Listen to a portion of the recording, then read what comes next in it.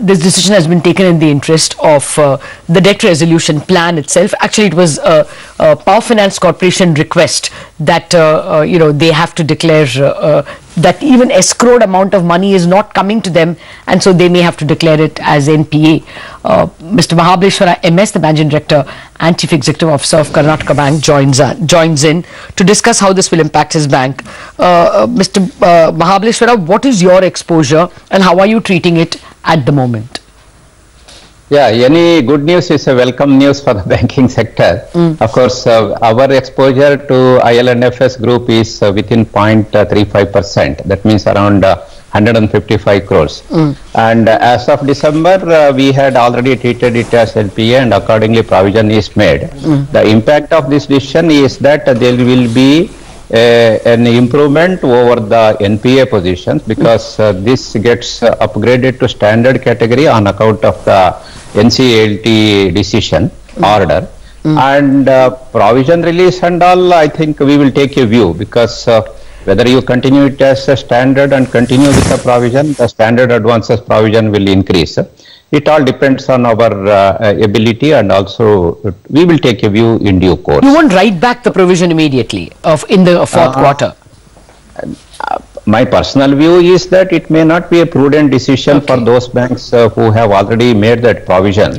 So, since my bottom line is reasonably in a decent stage, of course, we have that option of taking a call at appropriate time. So, what is your... Mr. Mahabaleshwara, just your interpretation of another very recent development. The court told us recently that now it seems that the NCLT's permission is required before calling a loan an NPA instead of just the RBI mandate. I mean, how does that work for some of these cases, stress cases relating to IL&FS? No, see, RBI mandate is very clear. If you go through the IRAC norms circular of Reserve Bank of India, if any court order is there, then that has to be followed. So in this case, NCLT has that quasi-judiciary status. Naturally, we all have to follow the orders of the NCLT. So there is no doubt at all, because RBI IRAC norm circular provides for that. Well, I wanted to ask you now on another issue that has cropped up, the downgrade of the DHFL commercial paper by about 2 notches. It's still, of course, in A category. Mr. Mahabaleshwara, what is your exposure to DHFL? And more importantly, what is your exposure to NBFCs? How would it compare from year ago levels?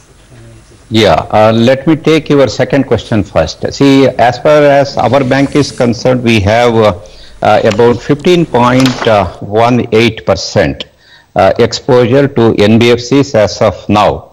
And of course, they are all the rated advances. Of that, BB, A, AA and AAA constitutes about 98.35%. And only one account under BB and one account under D.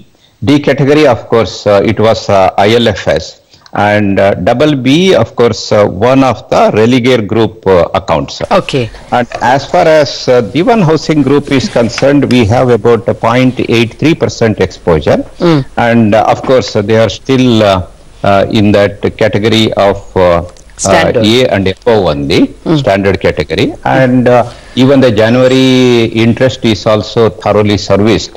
As of now, as per the books of accounts, no stress, but depending on we are closely watching their statements and all. So at appropriate time, appropriate action would follow. More generally, many of them are looking to sell their bonds, sell their home loans. Are you looking to increase your, to either buy these loans and to generally give them refinance NBFCs? Because you will get a very good yield. Yeah, that door we have kept open. In fact, about 4 to 5 NBFCs we are in active discussion mode, and that is through the buyout portfolio, buyout route. And of course, we are very selective in entertaining that type of proposals also. But that is one of the areas which is continuously engaging our attention. All right, so we'll leave it on that note for this morning. Thank you very much for joining in. And with that, we are completely out of time on this edition of Bazaar. The market is still down, but not entirely out. Some recovery in mid-caps. Nifty is still down 100. All the action continues on Chartbusters.